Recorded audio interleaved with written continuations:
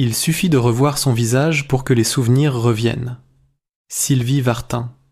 Son sourire éclatant dans les lumières de Elle Olympia, sa chevelure blonde qui vibrait au rythme des premières chansons yéyé, cette énergie unique qui semblait porter la jeunesse française comme une vague de fraîcheur.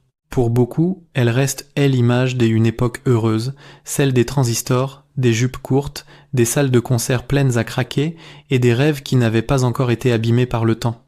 Aujourd'hui, à 82 ans, Sylvie Vartan a surpris tout le monde. La star qui a toujours protégé son jardin intérieur avec une élégance presque irréprochable a soudainement laissé apparaître une fissure que personne n'avait anticipée. Derrière les chansons douces et les couleurs éclatantes des années 60, il existait une autre histoire, plus secrète. Une histoire faite de rivalité, de blessures muettes et de regards qui ont marqué sa mémoire bien plus fortement que les flashs des photographes. Pendant des décennies, Sylvie a choisi le silence. Elle a préféré avancer, créer, chanter et offrir au public la lumière qu'il espérait d'elle. Pourtant, certaines personnes ont laissé une marque difficile à effacer. Des noms que la chanteuse N a jamais oubliés. Des visages auxquels N a jamais accordé son pardon complet. Ces souvenirs-là, elle les a gardés pour elle pendant très longtemps, mais lors d'un entretien récent, dans une ambiance calme presque suspendue, la vérité est sortie d'un seul souffle.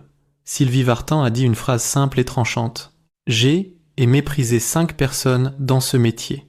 5. » Son regard était immobile, sa voix ferme. Aucun regret apparent. Juste la volonté claire de dire enfin ce que la vie lui avait appris. Pourquoi maintenant ? Pourquoi avoir gardé cette confession pendant si longtemps ? Quelles histoires se cachent derrière ces 5 noms restés dans l'ombre ? Est-ce agi-il de blessures professionnelles, de trahisons personnelles, de compétitions féminines que la presse N a jamais su comprendre, ou bien de ces moments intimes qui forgent une âme pour toujours ? Une chose reste certaine. Si Sylvie Vartan a décidé de parler, c'est et que ces 5 visages ont accompagné sa légende autant que ses triomphes. Ils font partie de son parcours, dans la lumière comme dans les zones des ombres. Voici leur histoire. Pour comprendre les aveux rares de Sylvie Vartan, il faut revenir à sa vie, une vie qui a toujours ressemblé à un roman traversé par la lumière et les épreuves.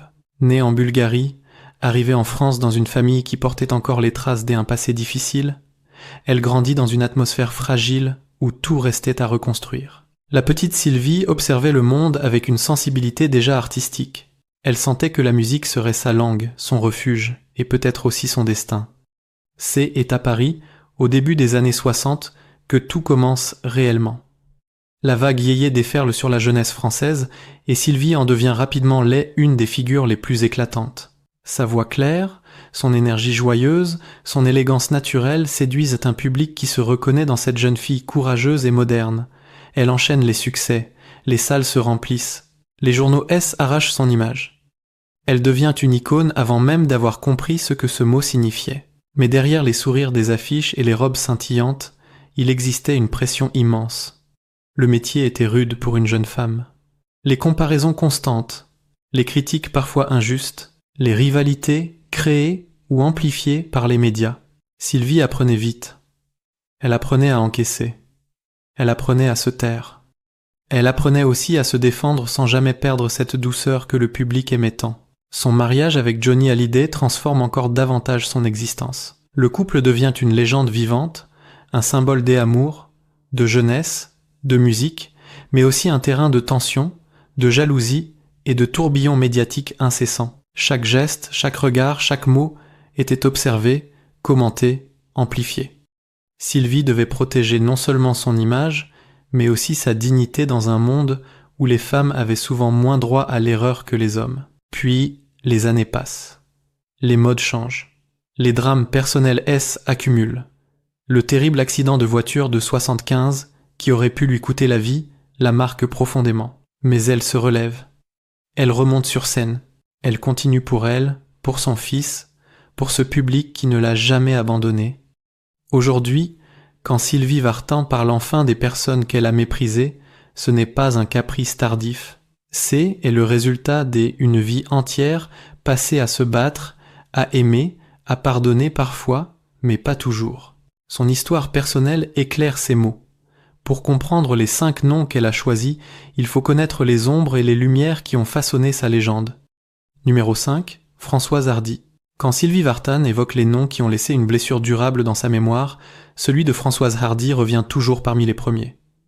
Pourtant, aucune des deux femmes ne l'a jamais admis publiquement. Elles venaient de la même génération, partageaient les mêmes plateaux, les mêmes studios, les mêmes couvertures de magazines, mais entre elles régnait une distance froide qui ne devait rien au hasard. Au début des années 60, la France yéyé était un terrain de jeu où les jeunes artistes se retrouvaient soudain sous les projecteurs sans y avoir été préparés. Sylvie incarnait l'énergie, la danse, la lumière, tandis que Françoise incarnait la mélancolie, la retenue, la poésie silencieuse. 2 univers, 2 styles, 2 façons d'exister. La presse a très vite compris qu'il y avait là une ligne de fracture parfaite pour attiser l'attention du public. Et elle ne s'en est jamais privée. Les comparaisons étaient constantes. Chaque chanson de Sylvie était évaluée à l'aune de celle de Françoise. Chaque apparition de Françoise était décrite en opposition avec la joie de Sylvie. Ce jeu de miroir déformant créait un climat étrange, un climat où l'admiration se mêlait à la méfiance, où la bienveillance se transformait parfois en crispation. Mais la véritable blessure, celle que Sylvie N a jamais oubliée, vient d'un moment précis. Un jour, lors d'une émission en direct, un journaliste demande à Françoise Hardy ce qu'elle pense de la musique de Sylvie. La réponse, à demi murmurée mais parfaitement audible, tombe comme une gifle. Ce n'est pas vraiment mon univers. Disons que cela manque parfois de profondeur. Cette phrase, reprise aussitôt par tous les journaux, a traversé le métier comme une flèche. Elle touchait non seulement la chanteuse mais aussi la femme, car Sylvie avait toujours mis toute son sincérité dans ses interprétations. Ce soir-là, lorsqu'elle quitte le plateau, Sylvie ne dit rien. Elle sourit, comme toujours. Elle salue, comme toujours, mais dans les coulisses, elle reste quelques secondes immobile, comme si le sol venait de bouger sous ses pieds. La remarque N n'était peut-être pas méchante.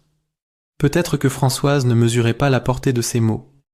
Mais pour Sylvie, ce fut une blessure intime. La blessure d'être réduite à une image légère, presque superficielle, alors que derrière chaque chanson se cachait un travail acharné, une exigence, une vraie sensibilité. Avec les années, les 2 femmes ont fini par s'éloigner totalement elle une de l'autre, pas de dispute publique, pas de humiliation visible, juste une frontière silencieuse, tracée le jour où Sylvie a compris qu'elle ne serait jamais vue à sa juste valeur par celle que la presse présentait comme son double inversé. Cette distance est restée, même aujourd'hui. Quand Sylvie parle de mépris, ce n'est pas de haine qu'il s'agit. C'est le souvenir d'une phrase qui n'aurait jamais dû être prononcée. Une phrase qui a laissé une trace invisible mais indélébile. Numéro 4. Sheila. Il existe des rivalités discrètes qui traversent les décennies sans jamais éclater au grand jour. Celle entre Sylvie Vartan et Sheila appartient à cette catégorie, 2 reines de la chanson populaire, 2 visages familiers de toutes les familles françaises, 2 jeunes femmes propulsées trop vite dans un monde où chaque sourire pouvait cacher une tension et où chaque succès pouvait devenir une source de jalousie. Sheila et Sylvie N n'ont pourtant pas commencé dans le même univers.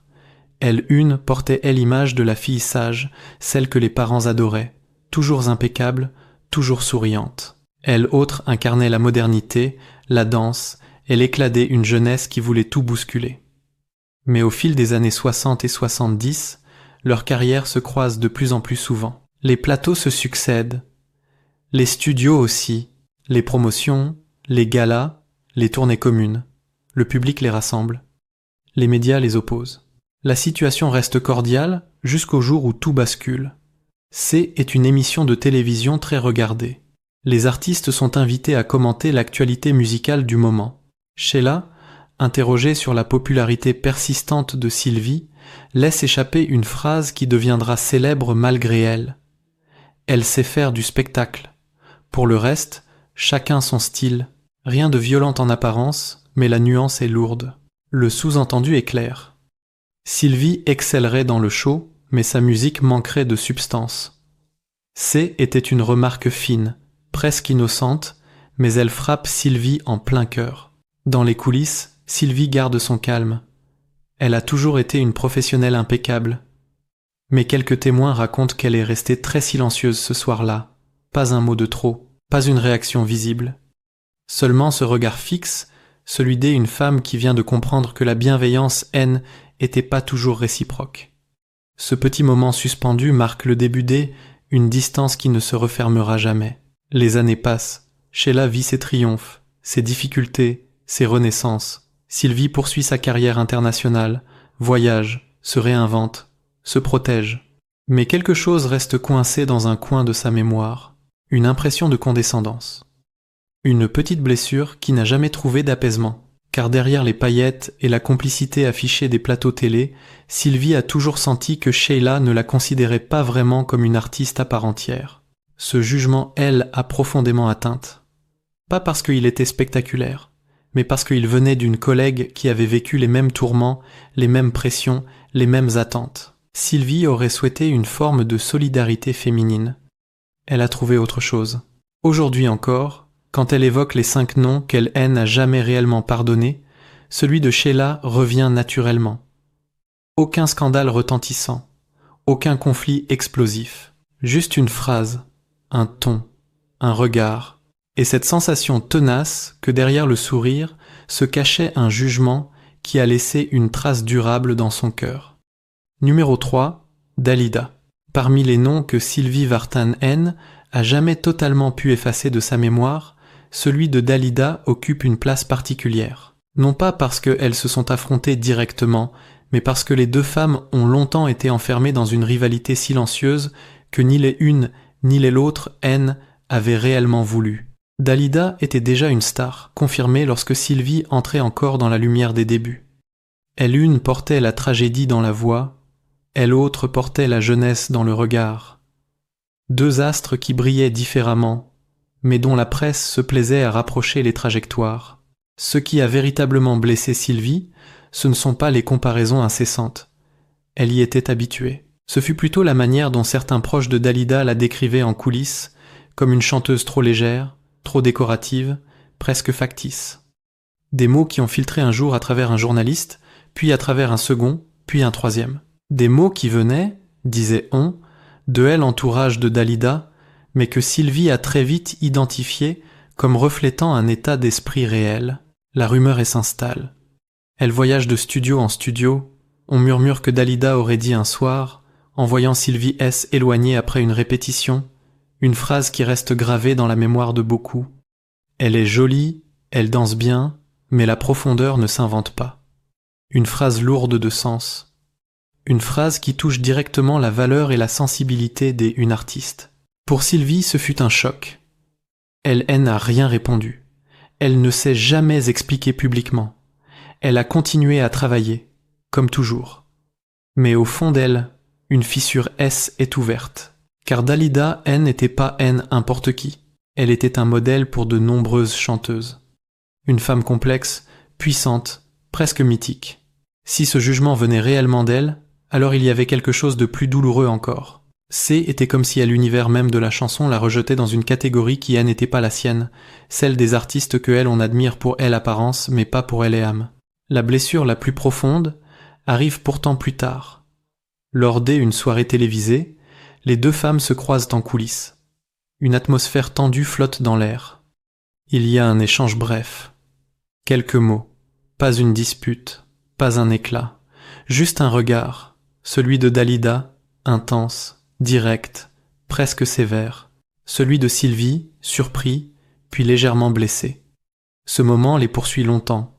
Avec les années, leur chemin éloigne naturellement. Dalida plonge dans la nuit de ses tragédies. Sylvie avance, traverse ses propres ombres, reconstruit sa vie, mais jamais elle ne parvient à oublier cette impression que Dalida la jugeait sans indulgence, peut être même sans respect. Une douleur discrète, mais persistante. Quand Sylvie cite aujourd'hui ce nom parmi les 5 personnes qu'elle a méprisées, ce n'est pas en raison d'un conflit ouvert. C est en raison d'une blessure intime. Une blessure faite de non-dits, de regards pesants et de phrases qui n'auraient jamais dû dépasser les murs des coulisses. Numéro 2, Johnny Hallyday. Parmi les noms que Sylvie Vartan a évoqués avec le plus de retenue et le plus de douleur, celui de Johnny Hallyday demeure le plus inattendu pour le public. Aux yeux de la France, ils formaient un couple presque mythique, une image parfaite de la jeunesse des années 60, de l'insouciance, du rock et de l'amour brûlant. Sylvie et Johnny, deux prénoms liés dans la mémoire collective, comme S, il ne pouvait pas exister elle un sans elle autre. Pourtant, derrière les photos lumineuses et les sourires éclatants, leur histoire fut marquée par des tempêtes. Dès le début, la relation est passionnée, profonde, mais aussi instable. Johnny, déjà rattrapé par la pression du succès, cherchait la liberté autant qu'il cherchait elle l'amour. Sylvie, elle, vivait cette relation avec une sincérité totale, donnant tout sans jamais compter. Cette différence de rythme et de sensibilité crée un déséquilibre qui finit par devenir un gouffre. Les rumeurs de l'époque ne se trompaient pas. Les infidélités de Johnny, répétées, visibles, parfois même étalées dans la presse, ont profondément blessé Sylvie. Elle ne l'a jamais dit publiquement, elle ne s'est jamais plainte. Elle a choisi le silence, par dignité, mais aussi pour protéger leur fils et l'image que le public chérissait. Elle savait que toute parole serait détournée, amplifiée, transformée en scandale, alors elle s'est tue. Mais la douleur est restée. Un moment précis revient souvent dans les témoignages de proches, une soirée dans une loge après un spectacle. Johnny est agité. Sylvie, fatiguée, tente de calmer les choses. Une phrase tombe, courte, tranchante, froide. Elle atteint Sylvie là où personne ne l'avait jamais blessée. Ce soir-là, elle comprend que l'homme qu'elle aime haine et plus celui qu'elle regarde. Ce n'est pas la colère qui l'envahit, mais un sentiment plus profond encore. Une forme de mépris envers elle-être qu'il devenait dans ces instants-là. Avec le temps, la séparation devient inévitable. Ils font bonne figure. Ils protègent leur fils, ils protègent leur légende. Mais les blessures sont là. Elles ne disparaissent pas. Elles s'inscrivent dans la mémoire d'une femme qui a donné plus qu'elle n'a reçu. Une femme qui, malgré tout, elle n'a jamais souhaité humilier Johnny ni salir son nom.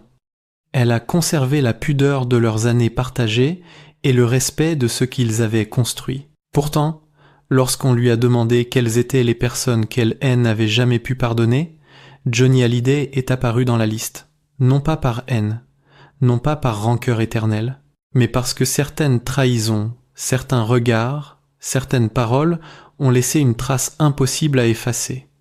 Une trace que même le temps, la distance et la maturité ne peuvent atténuer. Il reste pour elle un souvenir lumineux et douloureux à la fois. Un chapitre de vie qu'elle ne regrette pas, mais qu'elle ne peut ni oublier, ni totalement guérir. Numéro 1. Claude François. Parmi tous les noms qui ont traversé la vie de Sylvie Vartan, celui de Claude François est probablement le plus complexe et le plus lourd de sens. Le public les a souvent vus comme deux piliers de la chanson populaire, deux figures dorées des années 60 et 70, deux artistes capables de faire vibrer la France entière.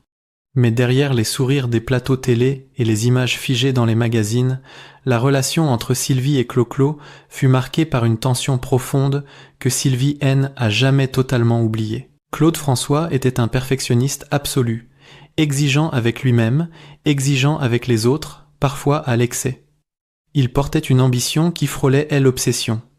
Dans cet univers où tout devait être millimétré, où chaque projecteur devait être à la bonne place, où chaque choriste devait être irréprochable, Sylvie représentait pour lui une forme de contradiction. Elle avait une spontanéité qui le déstabilisait, une douceur qu'il jugeait parfois comme un manque de rigueur et une popularité qui lui résistait. Il la respectait en façade, mais derrière, ses commentaires étaient souvent acérés. Un épisode précis a marqué Sylvie. Une émission très suivie, enregistrée dans les années 70. Clo-Clo, dans l'euphorie d'une conversation animée, laisse tomber une phrase que beaucoup n'entendent pas, mais que Sylvie perçoit distinctement. Elle est charmante, mais ce n'est pas une artiste pour les scènes sérieuses. C'est était dit légèrement, presque en plaisantant, mais pour Sylvie, ce fut un coup porté à son identité même. Elle savait qu'il la jugeait depuis longtemps. Ce soir-là, elle en a eu la confirmation.